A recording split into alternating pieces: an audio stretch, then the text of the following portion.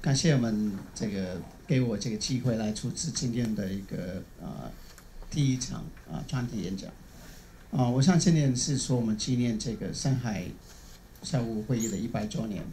当然大家已经听到了说，我们就在世界罗马还有澳门还有这边，我们都办了许多的这个相关的活动。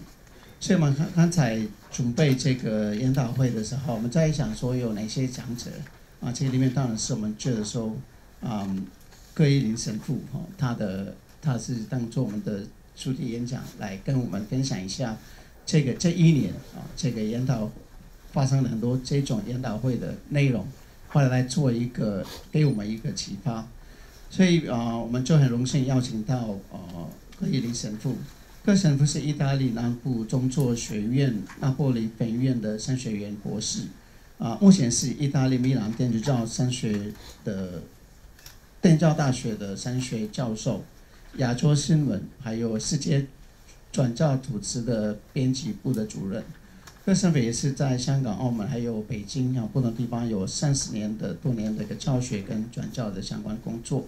所以他的研究专长也包含了中国天主教关系、利玛窦跟明末清初的传教、第一执政，还有中国宗教政策和中梵关系。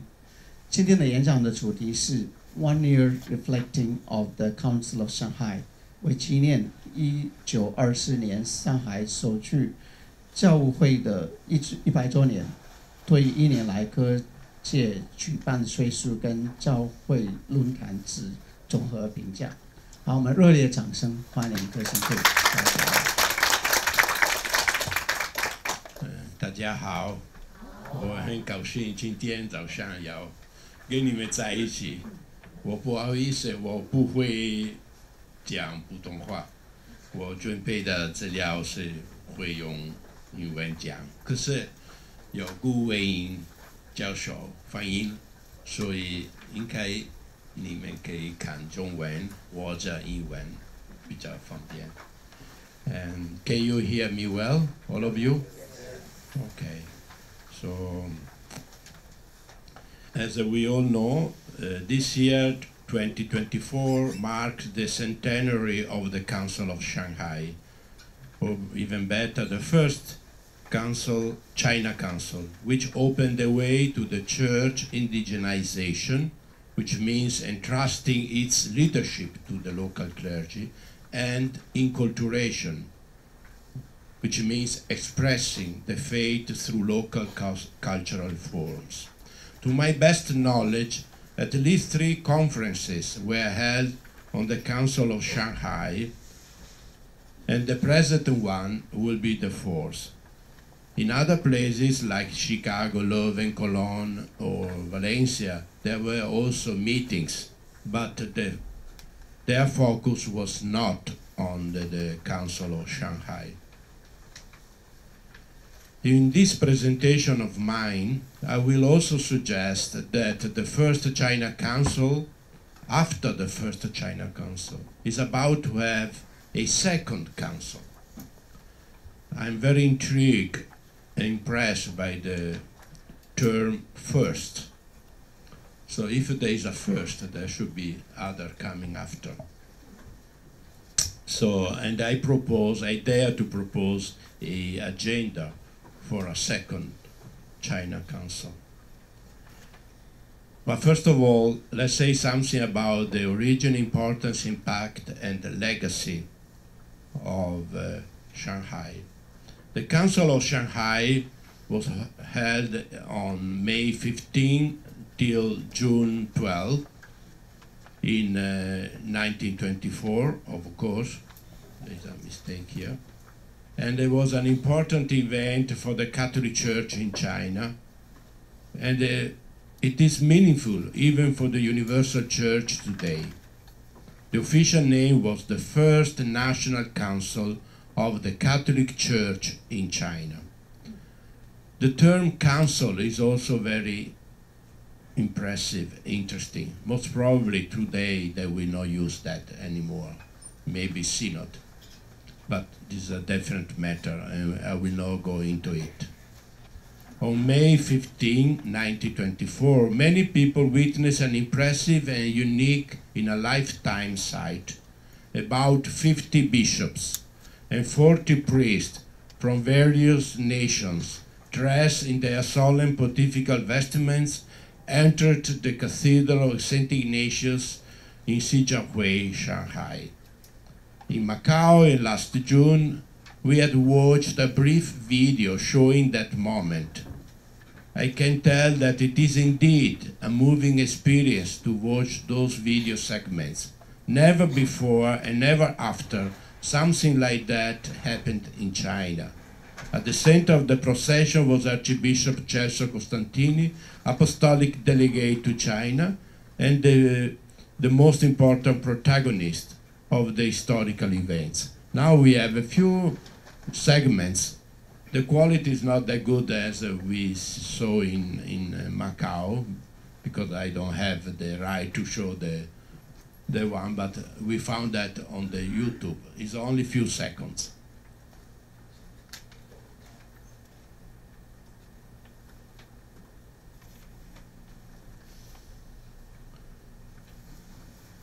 Okay, this is Shijiazhuai, May 15, 1924, and it's the procession of the beginning of the Council of China. And this is Cardinal Costantini, Celso Costantini. He was not a cardinal then. Okay, that's already he was the apostolic delegate. The project of holding a national council of the church in China, together with the implementation of the process of enculturation and indigenization, dated back nearly a century before, 1850s. Many believed that these objectives would never be achieved due to the peculiar and difficult condition of the missions in China. French government always opposed a direct intervention of a papal delegate to China.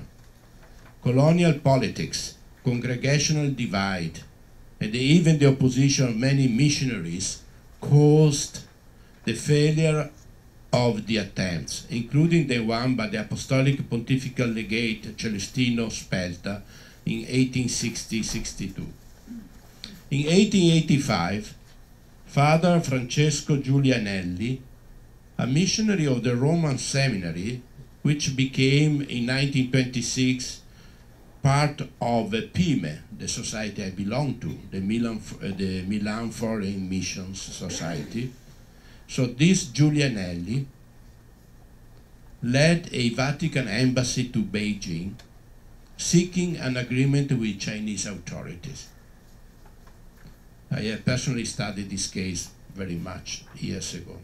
An agreement was reached, and the Holy See appointed Archbishop Antonio Agliardi as its delegate to China. However, the anti-clerical government of France, holding the protectorate of Catholic missions in China, threatened the Pope to retaliate against the Catholic Church in France.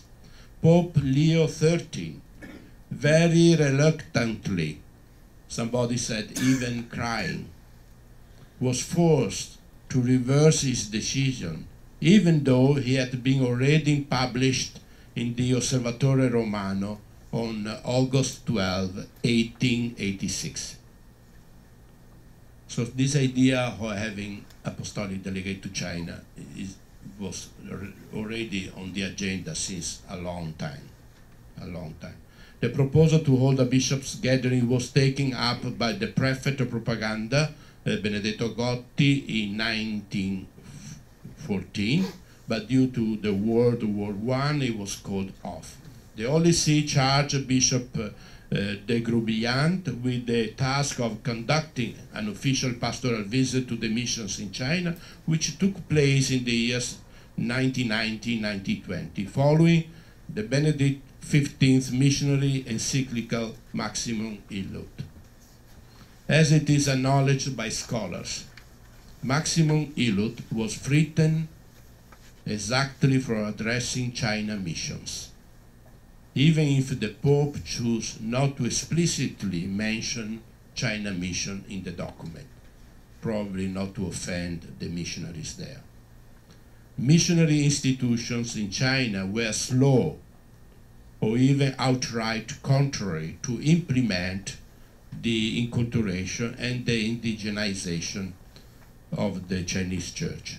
The church in China seemed a foreign enclave to many, and these many include Joseph Gabbé, Vincent Leb, and then Antoine Cotta, and a later date, Blessed Paolo Manna of PIME. They are all names that I'm sure you are familiar with. Benedict XV received the call for a change and criticized the practices of nationalism and of lack of indigenization by the missionaries. This is what we read in Maximum Illud.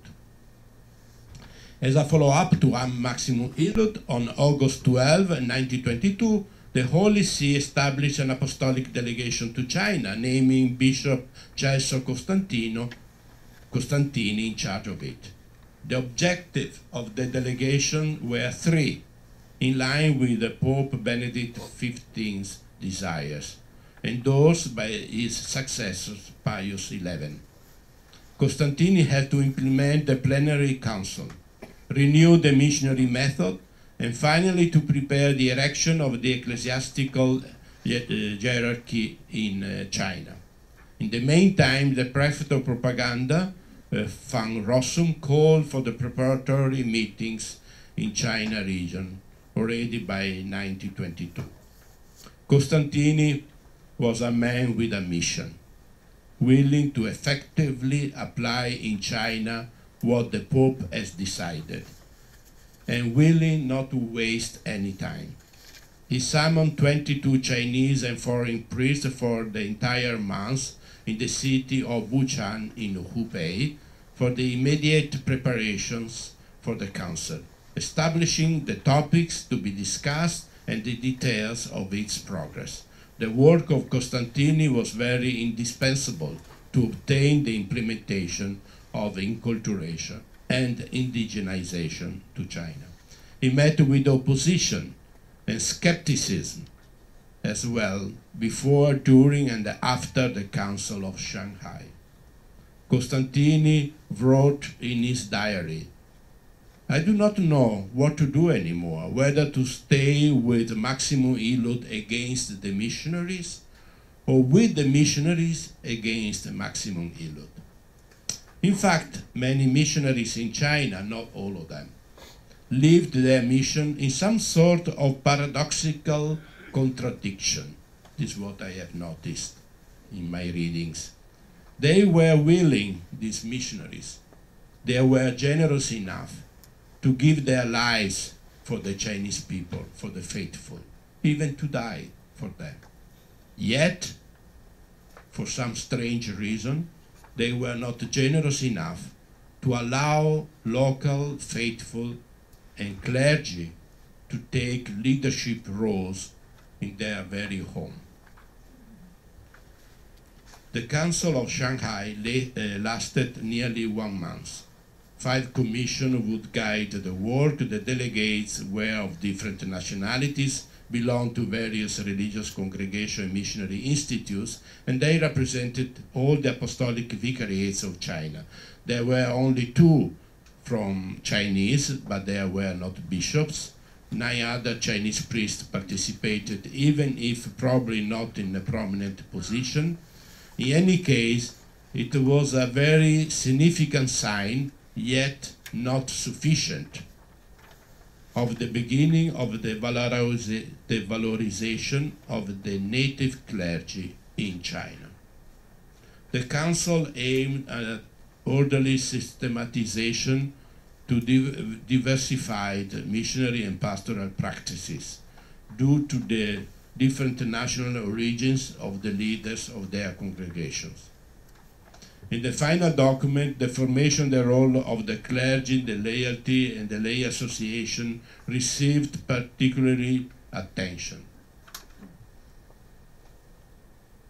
But more than any other thing, more than any specific decision, what mattered was the sense of a new beginning for the Church in China that came from the Council. The Catholics greeted the new pastoral orientation originating in Shanghai with joy, and after Shanghai, combining faith and the cultural identity without contradiction was easier for the Chinese Catholics. Nevertheless, conservative sectors among the ranks of the foreign clergy continue to oppose these reforms. The closing ceremony on June 12, 1924 was a memorable event as it was the inaugural one. China was consecrated to the Blessed Virgin, and the Seshan played an important role. The delegates signed 2 copies of the final document, climbing one at a time on the step of the altar, signing while singing the Te Deum of Thanksgiving. The Council was an historical event of primary importance in the history of the Catholic Church in China, and not without consequences. I will mention now 6 of them. The first one is the episcopal ordination of the first 6 Chinese bishops who took place in St. Peter Church in Rome on the 28th of October of 1926 by the Pope himself. So in 2 years' time, we have another centenary to celebrate. We can get prepared already. Equally significant was the abolition of the French civil protectorate on missions by Pius XI few months earlier, again in 1926. This is officially the end of the interference of colonialism in China mission, at least officially.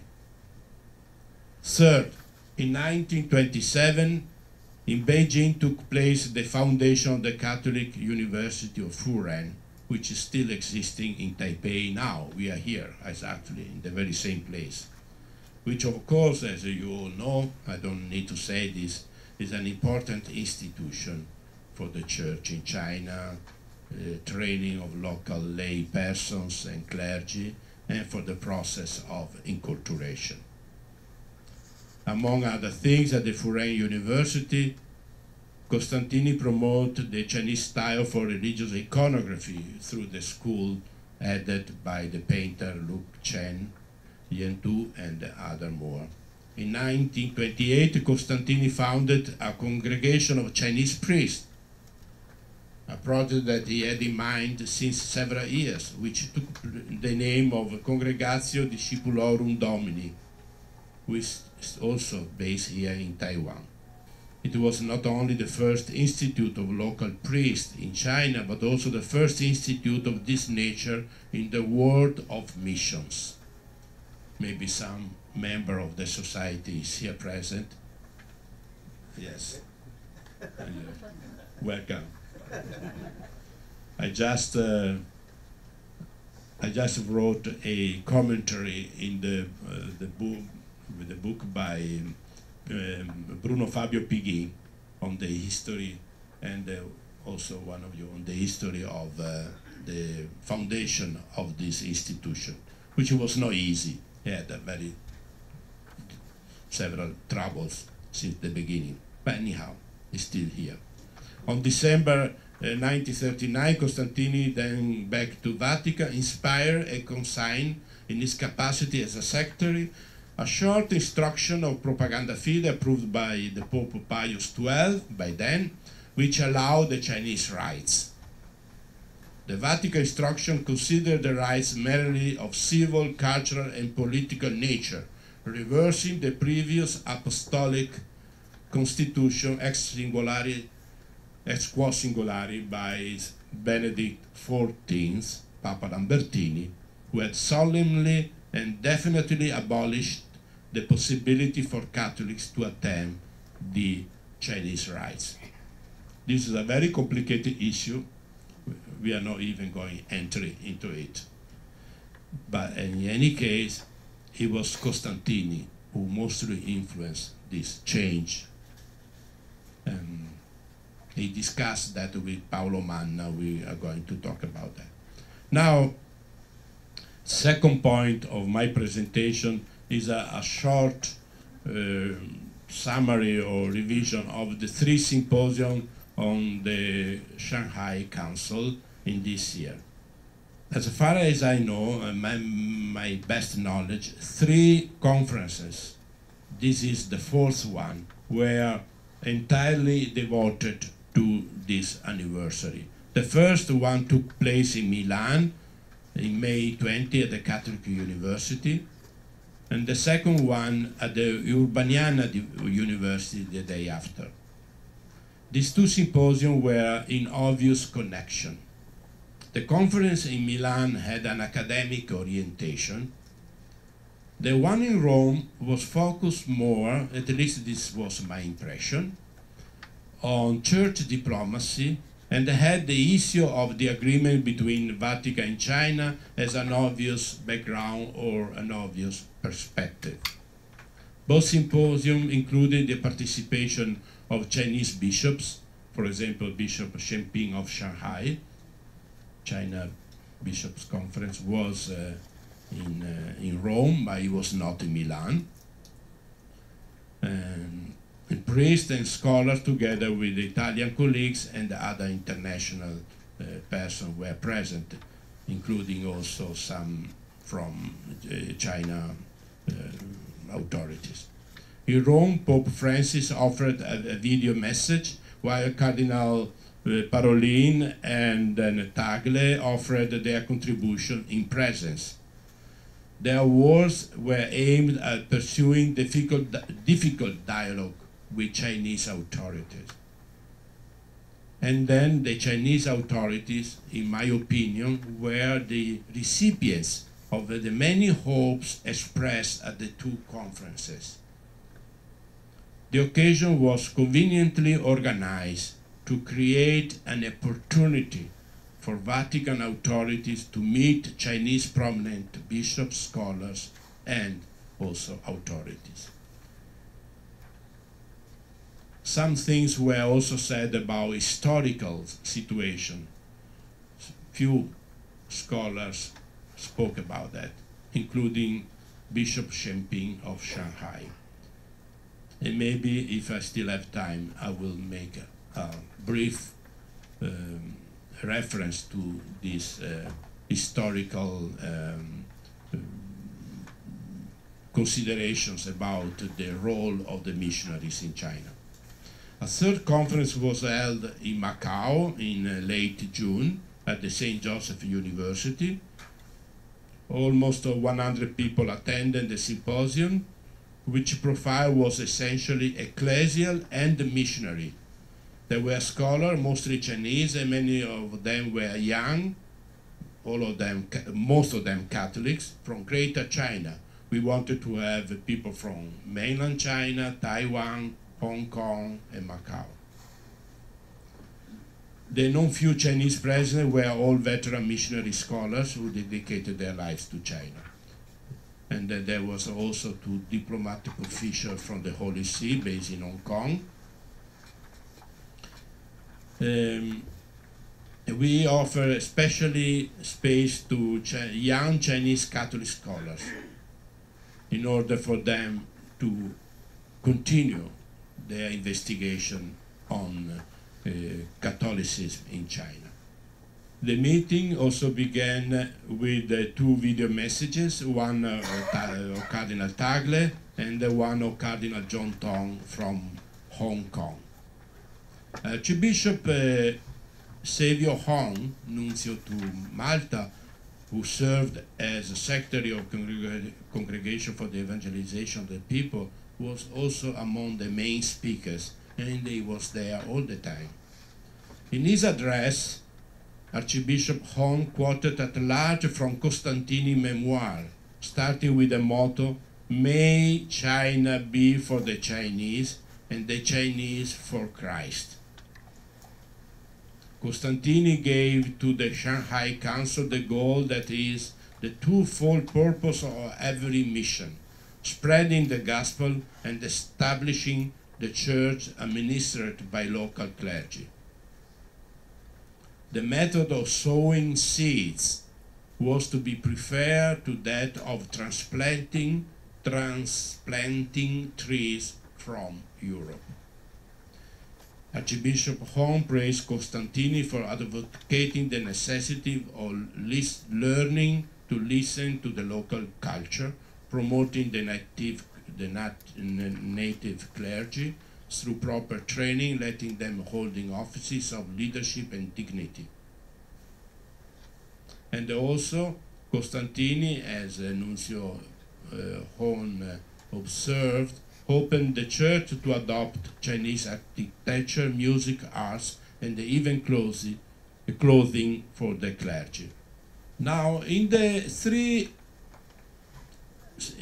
symposium, there was also some sort of a post-colonial criticism to China mission in the context of colonial aggression to China, and these were read in different perspectives.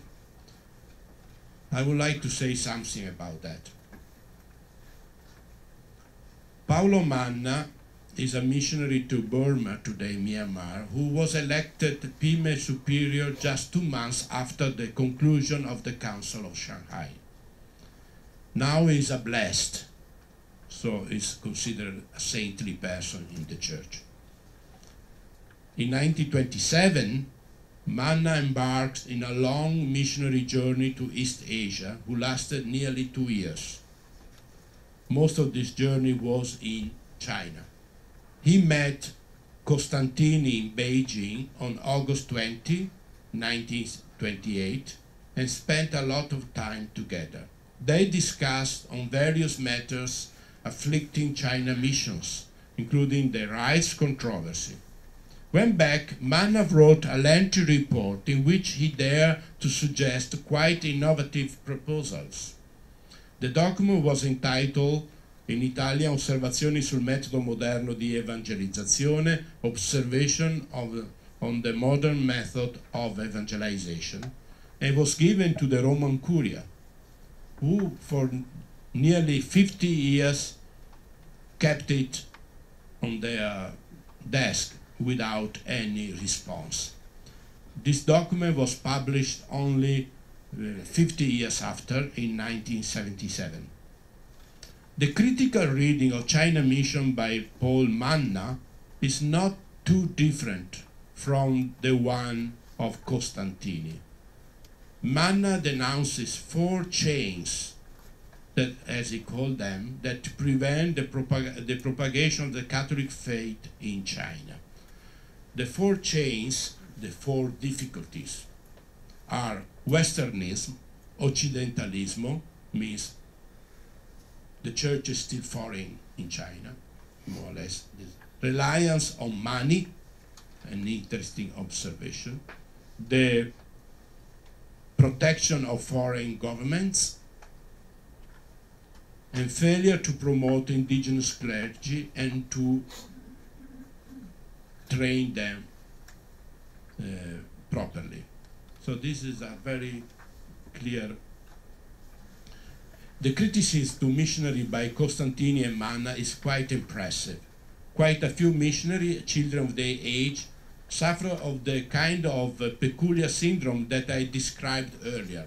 They were generous, spent their life for the Chinese, but they did not trust them. Incredibly, but for many of them it was like that. Manna is outraged also by the damage of political protection. He called for freeing Catholicism from all political protection, from all temporal issues. The French protectorate was a grave and terrible obstacle. Far from protecting the mission, he stifled it. We have to say that not all missionaries, not even the majority of them, were happy with French protectorate. Many of them, since middle 19th century were against it. This is important to remember that. Criticism to missionary endeavor by post-colonialism and by China religious policy, the religious policy we're having now, stated in various documents, white papers, and even mentioned by the speakers in Rome, including Champagne, seems to be coherent with Costantini and Manna. Chinese official religious policy consider Catholicism as a foreign religion brought to China by imperialism, provoking negative reaction on the part of the people. And consequently, this is what they say, the present religious Chinese policy is justified in excluding any foreign interference in China's internal affairs, including in religious ones. I don't know whether I'm clear now. What I'm trying to say now is that even this what I'm saying now has consequence for today, because the present day religious policy in China adopt the criticism, post-colonial criticism, to justify their policies. I disagree with that, in case it's not yet clear. I completely disagree with this kind of approach, but this approach is there, and is continue to be used in many occasions, including early this year in Milan and especially in Rome. Yet, China missionary movement in 19th and 20th century was not simply an episode of colonialism. This is my ideas. In addition, Costantini and Manna would never agree that the missionary had a negative impact on Chinese people. Missionary did more evil than good. They will not agree on that. On the contrary, with their social, educational, and sanitary programs, most missionaries were sincerely and generously committed to the good of the Chinese people and were agents of social progress. They built not only churches, but also provided educational and health services open to everyone, setting up clinics, hospitals, orphanages that saved the lives of many. Great efforts were made to save girls, empower young women, opposing the practice of foot binding and the one of exposing, abandoning, or selling out female babies. Thanks to women's congregation, the sisters, may God bless them, many girls and young women were offered an education and the possibility of life choices outside of family ties. Many young women were forced to do choices contrary to their will, but in the religious congregation they could have more freedoms and opportunities for their lives. The missionaries, consciously or unconsciously, were agents of interculturality, introducing new scientific and cultural knowledge. They were vehicles of modernity, bringing new ideas and knowledges about science and Western ideas thanks to the school and the colleges they founded. Western science and democracy became the rallying cry of the May 4th student movement in 1990. It seems to me not right justifying China's current religious policy by unilaterally emphasizing past mistakes and never mentioning the campaign of religious persecution, which did happen. A religious persecution that caused untold suffering to Chinese Catholic communities, whose only fault was to be part of a universal fate. The missionary man of rights must trust in the strength of the message and not in the foreign protection, and stay away from governments which have aims contrary to those of the missionaries. Indeed, governments fear more than anything else that the people will become Christian because, man of rights, the gospel is synonymous with freedom. I like this sentence very much, should be carved on some stone. The gospel is synonymous with freedom. And I believe that today in China, and I'm afraid also in Hong Kong, there is some sort of political nationalism that works as some sort of new protectorate that aims to pervade and invade in a pervasive way every aspect of the life of the believers. So, to make long story short, I think that one of the key problems of the Catholic Church in China now today is the problem of freedom. Is the problem of freedom.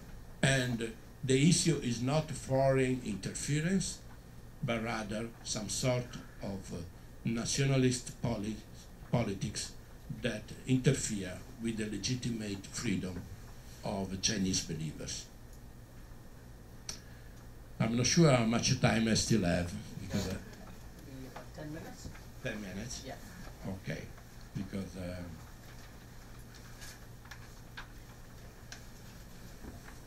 there is another point you might read on the paper if you're interested, is when Paolo Manna says that mission is not a machine to make Christians. In other words, it's a very interesting sentence. Means that Manna says we rely too much on money. So if there is money, we open mission. If there is no money, we live there. He said this cannot be, because no, all this trust in money is very much contrary to the gospel. So it's a very interesting observation, because I still believe that even today, in many activities we do, in many enterprises we do, there is too much consideration of the power of money, and less on the power of the word of God expressed with the witness of one's life. But see, for time constraint, I leave there. And then I wrote a page on the issue of translation, and which is the way I translate the word interculturality. But I'm afraid I have to leave this there. You can go to read that. There's only one point I want to make about this. 150 years before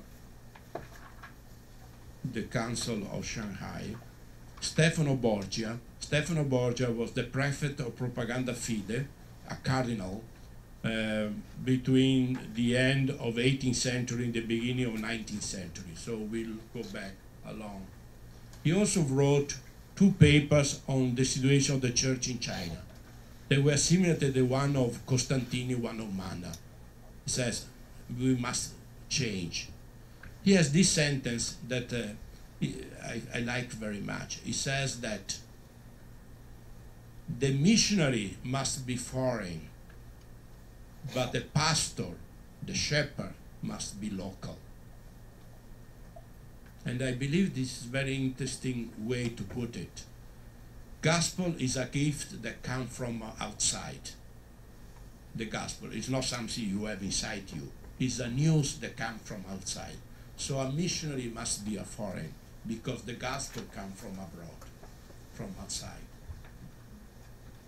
But the local community must be run by local people, must be local, because they might make the gospel their own. This is that was very clear since the beginning, because the church always worked like that. You know, there was an exception, the situation that we had in China and in other places where the missionaries became bishops and leaders of their church. It should not have been like that. This is not the practice of the church. This is not the tradition of the church. And then this is stated quite clearly. And And they even criticize the use of Latin. Archbishop Hong, I remember in Macau when I said that, he was not happy. He supported Latin. But anyhow, this Manna, Stefano Borgia, Costantini, they said, well, in China, let's learn Chinese, let's learn classical Chinese, let's train priests in their own culture, not with some culture coming from outside. It's quite interesting. And the Manna even proposed to make celibacy for the priests not compulsory. This is why that document, in my opinion, stayed there for sleeping for 50 years, because even now they don't want to listen that. So anyhow, the last 5 minutes, I want to take this to say, when will be a second Chinese Council? This is the idea came up in this year. I said, well, why we study only the first Chinese Council, and don't we start thinking about a second one? Because when Costantini proposed this, they say, no need, it will be a failure. Everything is clear, we have the Pope infallibility, so we don't need to discuss anything anymore. We just have to apply. So it seems impossible in those days, as much as it seems impossible now to have the second Chinese Council. But we have to start thinking about impossible things, so that sooner or later these impossible things might happen. And of course, the first item of the Second Council of China that should be held either in Shanghai or in Beijing, I suppose, should be the freedom of the Church and the unity of the Church. And then the enculturation of the Church in China, which is not the same as Sinization. They are two different things. And then the aspect of interculturality. And then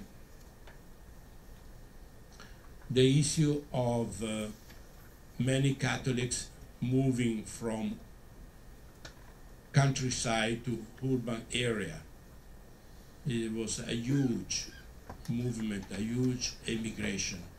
And therefore, even their faith has been challenged. Because when you don't see the church of your village and the scheduled mass of your village, and you move in a big city, you risk to lose also your faith, or at least the practice of the faith. The fact that the baptized, all baptized faithful, they have the same responsibility in the evangelization of the church. The missionaries are those who are baptized, because with the grace of baptism, we all become missionaries. We all become kings, means pastors, and we all become prophets, of course, and we all become priests, also with the grace of baptism. And this is a first communion Catholic teaching. It's not something special, but anyhow, we have to implement that. And this is somehow there's still a tendency to think the Catholic life in terms of how many priests, how many sisters, how many bishops. We have to start to think of how many communities, how many lay persons, or better, baptized men and women are engaged in the practice of their faith and in being missionaries. And then also we might want to have a specific attention to the Chinese who move outside China. This is also a great opportunity for a great chance for evangelization. Likely outside their own environment, it will be easier to decide personally to follow the Catholic faith, the Christian faith. And there are many other items for an agenda for the second China Council. The second China Council should be really an experience, a synod, like the synod that we have seen in Rome. The Pope is trying to lead the Church like a synod, means that where everyone has his own responsibility, everyone has something to say. There is many roles in the Church, not only one or two. And this is also true for the China Church, I believe. Within the idea that without true freedom, it would be very difficult to have a genuine second China Council. Thank you very much for your attention. Thank you, Father Gianni, for your presentation and then your proposal to have the second council. And I hope that these prophetic words will come to take place, maybe in near future, hopefully. Okay. So we have 我们有还有5分钟的时间可以有提问，而且有一些回应，谢谢。So in the Second Vatican Council, where is Taiwan? And where is Furen University? Furen University next year has its 100th jubilee. And what is the role of the Furen University in preparing such a council? Because I always think that the mission of Furen University exceeds Taiwan. Its roots are in China, and it was directly related to the Shanghai Council. So, where are we? So, since this question is more to your proposal for the second Shanghai Council, what is the role of Foreign Catholic University? What do you think about? Yeah. Last week I had a visit on my ears, and then I realized that I have, unfortunately, a hearing problem, and then I'm getting old, unfortunately.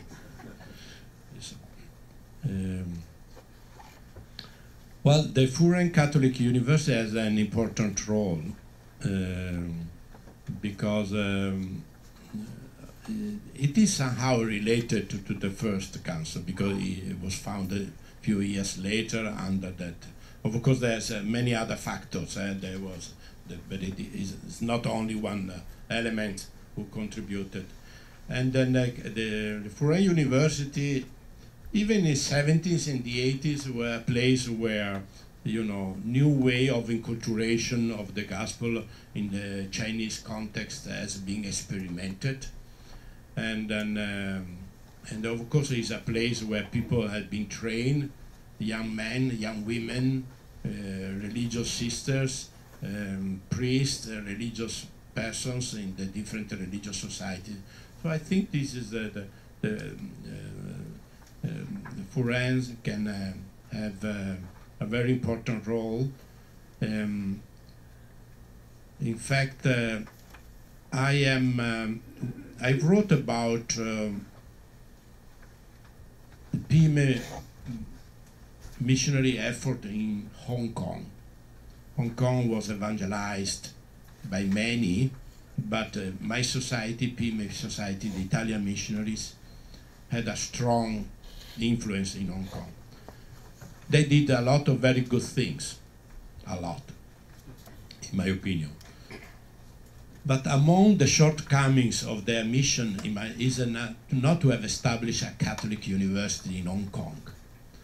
And they founded many schools, kindergarten, primary schools, secondary school, but not really a Catholic university. Now there is an attempt to find that we have a St. Francis Catholic University in Hong Kong. But anyhow, we missed, in my opinion, we missed. No, it's impossible now to recuperate what has been missed, because a Catholic university, now we have now in Macau a Catholic university. Somehow they started late, but somehow it's still working, because I believe that the role of Catholic university is very important to create a theological and cultural reflections that help to the Catholic faith to be lived in the proper context, in its own context. I think these are where scholars from within the country, within the nation, can really re-express in terms that are congenial with them their faith. I think this has been the process of Matteo Ricci. Matteo Ricci said, in the early Christianity, the Christian theologians, they look at what Aristotle, Seneca, Plato, Plotin, the culture and the ethics and the philosophy of the Greek and the Romans, they become useful to re-express the Christian faith in the context. And the next year we will celebrate the 1700th anniversary of the Council of Nicaea, where the Christological dogma that was expressed in Greek terms, both words and thinking. But China is different. China is not Greek. And therefore, Matteo Ricci said, we have to re-express in other, and he believed that a dialogue with the ancient Confucianism, not the Confucianism of his time. Ancient Confucianism was propedeutic for that.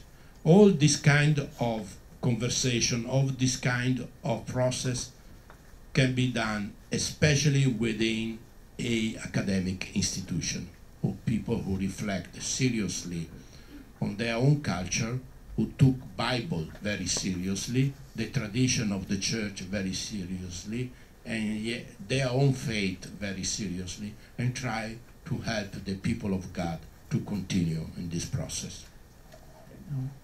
Thank you very much for the assuring words. In a way, I think I'm very much in line with that. I mean, that we have 3 universities in Taiwan and 1 in Macau, and then of course we have the St. Bellarmine Theologate. All these institutes are or institutes of higher studies, and which can really contribute to that vision that you are talking about for the church in China. And that's one thing. And Sister Marita is one of the main person here, so hopefully she would take it up.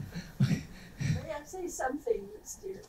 Recently, our president visited the Pope, and I asked him, what did the Pope say to you? And the Pope said, I hope Foreign University can help to build the bridges between China and Taiwan. That's the one thing the Pope said.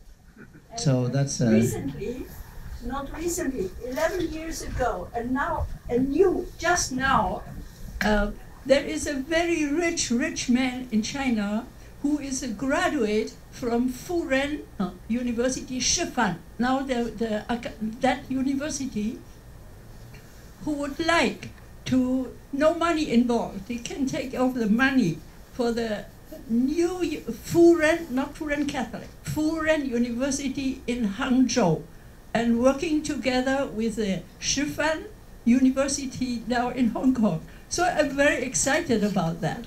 I don't know whether you can ask the Pope whether this is possible. Thank you very much, Sister. Anyway, it's almost time, so let's 我们做热烈掌声，谢谢柯毅霖神父今天的那么精彩的演讲，还有给我们很多的机会谢谢大家。